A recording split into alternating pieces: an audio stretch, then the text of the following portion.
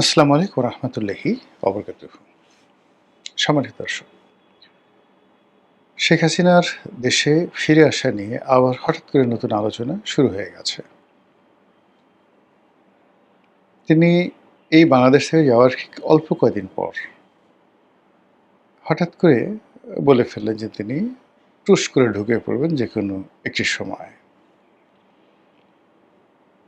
এবং তিনি তার সেই যে বাংলাদেশে ঢুকে পড়ার কথা তিনি বলেছিলেন নিজের মুখে, তার এক কর্মীর সঙ্গে কিংবা আওয়ামী লীগের কোনো নেতার সঙ্গে, এবং এই সকল টেলিফোনে যে সংলাপ তা আবার আওয়ামী লীগ বা তিনি নিজে সেটা আবার ফাঁস করে দিয়েছিলেন।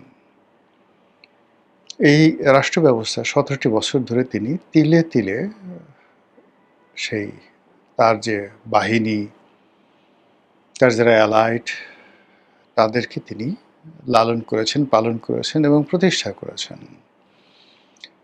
ফলে এই রাষ্ট্র ব্যবস্থার পরতে পরতে তার লোকজন আছে। এই রাষ্ট্রে যে সকল প্রযুক্তি এসেছে, যে সকল ভালো দিক আছে, একই সঙ্গে যে সকল মন্দ দিক রয়েছে, প্রায় সব জিনিসগুলো তার মুখস্থ। ব্যাংকে কয়টি টাকা রয়েছে, কেন্দ্রীয় ব্যাংকে কি কি সমস্যা আছে, ক্যান্টনমেন্টে কি হচ্ছে, ডিজিএফআই, এনএসআই, ডিজিএফআই, পুলিশ কতটুকু লাভ দিতে পারে, কতটুকু তাকে উপকার করতে পারে, ক্ষতি করতে পারে, সব জিনিস তার মুখস্থ। ডক্টর মোহাম্মদ ইউনূস যে চেয়ারে বসেছেন, সেই চেয়ারে তিনি ১৭ বছর প্রচণ্ড প্রতাপ নিয়ে এক নাগারে তিনি চালিয়ে গেছেন। আবার গত ৪ মাস ধরে তারেক রহমান সাহেব যে চেয়ারটিতে বসেছিলেন, সেই চেয়ারটিতেও তিনি ১৭ বছর বসেছেন। ফলে এখানে থেকে তারেক রহমান সাহেব কী করতে পারেন, তারপর ডক্টর মোহাম্মদ ইউনূস কী করতে পারেন, এই পুরো জিনিসটি তার মুখস্থ। ফলে তিনি ইচ্ছে মতো নাড়ছেন, ইচ্ছামতো খেলছেন, ইচ্ছামতো প্রতিপক্ষকে রীতিমতো দৌড়ের উপর রেখেছেন। তার ফলে যখন ইউনূস জামানাতে তিনি বারবার আসতে চাইতেন, টুস করে ঢুকে পড়ার চেষ্টা করতেন এবং বলতেন যে আমি আছি, তোমাদের খুব কাছাকাছি, তখন লোকজন ভয় পেয়ে যেত। কোথায় আছেন? কাছাকাছি বলতে কি দিল্লিতে আছেন? কাছাকাছি বলতে কি আগরতলাতে আছেন, শিলিগুড়িতে আছেন, নাকি কোথায় আছেন? নাকি অরুণাচলে আছেন, মেঘালয়ে আছেন, আসামে আছেন? মানুষ ভয় পেত। আর ভয় পাওয়ার কারণও আছে। ১৭টি বছর তিনি কেবল বাংলাদেশের মানুষকে চুম্বন করেননি, আদর যত্ন দিয়ে লালন পালন করেননি, তিনি শাসন করেছেন, সোহাগ করেছেন, বাম্বু দিয়েছেন, আছাড় দিয়েছেন, আর যেটিকে বলা হয় থাবা দিয়েছেন। বাঘের যেভাবে থাবা, সেভাবে থাবা দিয়েছেন, আর অনেক কিছু। ফলে যারা তার দ্বারা উপকার পেয়েছেন, তার প্রেমে মুগ্ধ, তার আপত্ত স্নেহে তারা সবাই আবেগ আপ্লুত। যাদের উপকার করেছেন তারা কৃতজ্ঞ, যাদেরকে ধাওয়া দিয়েছেন তারা দৌড়াচ্ছে তার কথা শুনে, আর মাঝে মধ্যে পিছনে তাকাচ্ছে, এই ধরে ফেললো বুঝি। যাদেরকে বাঁশডলা দিয়েছেন, ইলেকট্রিক শক দিয়েছেন, আয়নাঘরে ঢুকিয়েছেন, গুম করেছেন, ক্রস ফায়ার দিয়েছেন, কেউ বেঁচে গেছে, কেউ মরে গেছেন, কিন্তু তার পরিবারকে মেরে গেছেন। ফলে অনেকগুলো জায়গা, জনপদ, সব জায়গাতে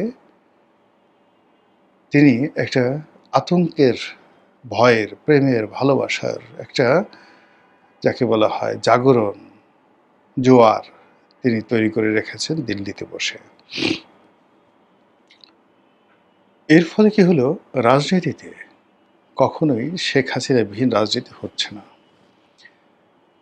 তার যারা প্রবল শত্রু, তারা তাকে মোকাবেলা করার চাইতে তার বিষয়ে আল্লাহর হাতে ছেড়ে দিতে বেশি পছন্দ করছেন। তারা জানেন যে এই ভদ্র মহিলার পায়ের নখ থেকে মাথার চুল পর্যন্ত কূটনীতি, অর্থনীতি, ধর্মনীতি, দুষ্টুমি, আরও কিছু যা কিছু আছে, সব কিছুতে পরিপূর্ণ। তিনি এক হাতে বাঁকা বাঁশের বাঁশুরি, আরেক হাতে রণতুর্য। এটি নিয়ে তিনি খেলেন। কাজেই তাকে জীবিত রেখে, তাকে অস্তিত্ববান রেখে, তার হাতে যে এই মুহূর্তে অস্ত্র আছে, অর্থ আছে, ছাত্রলীগ আছে, যুবলীগ আছে, মোদি আছে, আরও কত কিছু গদি আছে। তো সেক্ষেত্রে কেবলই মাত্র বাংলার সিংহাসনে বসে বা কেবলই মাত্র কোনো একটি রাজনৈতিক দলের অফিসে বসে তার সঙ্গে লড়াই করা, এটা রীতিমতো শিশুসুলভ, বালখিল্য। আপনি ধরুন জামাতের আমির বা সভাপতি ডাক্তার শফিক, বিএনপির সভাপতি জনাব তারেক রহমান, তারপর আমজনতার সভাপতি তারেক, গণ অধিকারের সভাপতি নুরুল হক নুরু, তারপর জোনায়েদ সাখী, ববি হাজ্জাজ, এই তো বাংলাদেশের রাজনৈতিক দল এনসিপির নাহিদ ইসলাম। আপনি সবাইকে যার যার অফিসে বসিয়ে দিন। প্রত্যেকটা মানুষ যার যার অফিসে, পল্টন অফিসে, মগবাজার অফিসে সবাই বসে আছে। রাজনীতিতে ধরেন এখন ক্ষমতায় আছে তৃতীয় কোনো পক্ষ, চতুর্থ কোনো পক্ষ। আর শেখ হাসিনা সুধার সদন খুলে দিন, ৩২ নম্বর থাকুক, বঙ্গবন্ধু এভিনিউ থাকুক। একটু গভীরভাবে চিন্তা করেন তো যে রাজনীতির পরিবেশটা কি হতে পারে, কি হতে পারে। আপনার কাছে মনে হয় যে আওয়ামী লীগের ধরেন এখানে ওয়াকারুজ্জামান সাহেব ক্ষমতায় আছে, ইউনূস সাহেব ক্ষমতায় আছে, আর এই যে যেভাবে বললাম সবাই যার যার অফিসে আছে, আর শেখ হাসিনাও তার অফিসে আছে, কিচ্ছু করা লাগবে না। কি হতে পারে আপনি নিজে নিজে চিন্তা করেন। অথবা ধরেন তারেক রহমান সাহেব ক্ষমতায় আছে, এখন রাজপথে আছে, যেভাবে নাহিদ সার্জিসরা সংসদে নেই, বা নাহিদ সার্জিসের রাজপথে আছে, কিন্তু ধরেন তারেক এখন রাজপথে আছে। তো এরকম শেখ হাসিনাও রাজপথে আছে। আপনার কি মনে হয় পল্টন অফিসের সামনে ভিড় বেশি হবে, না কি মগবাজারে ভিড় বেশি হবে, নাকি বঙ্গবন্ধু এভিনিউতে ভিড় বেশি হবে? বিকল্প চিন্তা করেন। এখন তারেক রহমান সাহেবের পরিবর্তে অলনে ছাড়েন শেখ হাসিনা ক্ষমতায় বসেছেন, কি হবে একটু চিন্তা করেন তো। আপনি যেভাবে চিন্তা করেন না কেন, প্রতিটি চিন্তাই আপনাকে কম্পন সৃষ্টি করবে। এই জন্য শেখ হাসিনা ভয় দেখানোর জন্য হোক, প্রয়োজন হোক, অপ্রয়োজন হোক, যখনই তিনি আসার কথা বলছেন সঙ্গে সঙ্গে সারা বাংলাদেশ কেঁপে উঠছে। আমরা আলোচনা করছি তিনি আসবেন কি আসবেন না। এখন আপনাদেরকে বলি যে তিনি যদি বাংলাদেশে আসেন, তাহলে তার আসার ৩টি ক্ষেত্র রয়েছে।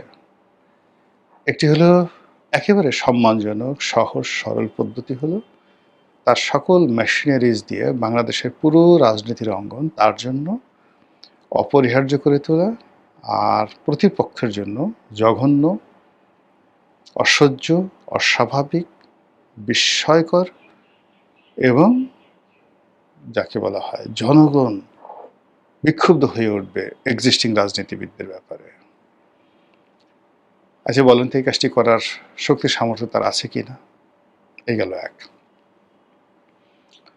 ২ নম্বর হলো যে এত ঝামেলা কিছু দরকার নেই। রাজনৈতিক দলগুলো বিএনপি, জামাত, এনসিপি তাদের সঙ্গে পর্দার আড়ালে তার একটা সমঝোতা হলো, কথাবার্তা হলো, এবং যেভাবে যে এখন একটি পার্লামেন্ট চলছে সমঝোতার মাধ্যমে, যেভাবে ডক্টর মোহাম্মদ ইউনূস একটা ইলেকশন দিয়েছেন সমঝোতার মাধ্যমে, যেভাবে তারেক রহমান সাহেব বাংলাদেশে এসেছেন সমঝোতার মাধ্যমে, এই অভিযোগগুলো যারা করছে, সেইরকম একটা অভিযোগ দিয়ে ধরুন এখন পর্দার আড়ালে শেখ হাসিনার সঙ্গে একটা সমঝোতা হচ্ছে, তার প্রেক্ষিতে তিনি বাংলাদেশে আসছেন। এর বাইরে দিল্লি এবং আমেরিকা তারা খেলছে এই সরকারের সঙ্গে, শেখ হাসিনাকে নিয়ে খেলছে। এর দুটো পার্ট। একটা পার্ট হলো শেখ হাসিনাকে সামনে রেখে তাকে ভয়, মানে as a element and acid হিসেবে রেখে প্রতিপক্ষকে ভয় দেখাচ্ছে, এটি হলো একটা। আর তারা এখন আসলে সত্যিকার অর্থে চাচ্ছে শেখ হাসিনা আসুন, ক্ষমতায় বসুন এবং তাদের পারপাস সার্ভ করুন, এবং আরও অনেক কিছু। এই ৩টি যে সীমা পরিসীমা, ৩টি দৌড়, ৩টি উইন্ডো, এর মাধ্যমে আসলে শেখ হাসিনার ফিরে আসা সম্ভব। এখন তিনি আসলে কি হবে, না আসলে কি হবে, সেটা তো অন্য একটা ভিন্ন বিষয়। এখন তিনি আসবেন কি আসবেন না, সেটি নিয়ে খুব সংক্ষেপে আলোচনা করে আজকের বক্তব্য শেষ করব। আমার কাছে যেটা মনে হচ্ছে, শেখ হাসিনা আসবেন। শেখ হাসিনা আসবেন এবং তার জীবন, তার অবিচলতা, তার বিশ্বাসততা এবং অতীতে তিনি যা কিছু বলেছেন প্রায় সবকিছু টু দি পয়েন্টে তিনি করে ছেড়েছেন। টু দি পয়েন্টে করে ছেড়েছেন ২ দিন আগে এবং পরে। তো তিনি নিজের মুখে বারবার বলছেন, আমি আসবো। তারপর তিনি বলেছেন যে, এই বছরের মধ্যে আসবো, মানে ২০২৬ সনের মধ্যে আসবো। এবং তার একান্ত আলাপ আলোচনায় তিনি সবাইকে যে কথাটা বিশ্বাস করাতে চান বা আশ্বস্ত করতে চান, সেটা হলো যে পরিবেশ বা পরিস্থিতি তৈরি হয়েছিল তাতে তার মরে যাওয়ার কথা। গণপিটুনিতে মরে যাওয়ার কথা। যেভাবে তার প্রতিপক্ষরা ফাঁদ পেতেছিল, তাতে গণভবন বা এই ঢাকার রাজপথে তাকে পিষে মারার প্ল্যান ছিল। এবং এটা বাংলাদেশে অসম্ভব নয়। জিয়াউর রহমান সাহেবের মতো জনপ্রিয় মানুষ, বঙ্গবন্ধুর মতো এতটা প্রভাবশালী মানুষ এবং জনপ্রিয় মানুষ, তিনি যে সময়তে তাকে মারা হয় তখনও তিনি জনপ্রিয়। তো সেই মানুষ যদি বাংলার জমিনে এভাবে নির্মমভাবে খুন হন, তাহলে শেখ হাসিনাকে মারা তো কোনো বিষয় ছিল না। এখানে তিনি অলৌকিকত্ব খুঁজে পান। তার ধারণা যে তিনি বেঁচে আছেন, আল্লাহ তাকে বিশেষ উদ্দেশ্যে বাঁচিয়ে রেখেছেন এবং তাকে শিক্ষা দেওয়ার জন্য। তিনি ওখানে বসে রিয়ালিটি বুঝতে পারেননি। এজন্য তাকে মূলত একটা সেফ এক্সিট দেওয়া হয়েছে। আর থার্ড হলো, বাংলাদেশের মানুষ, তাদেরকে বোঝানোর দরকার ছিল যে আসলে শেখ হাসিনা কী? তার অবর্তমানে দেশটা কিভাবে চলে এবং কিভাবে চলছে।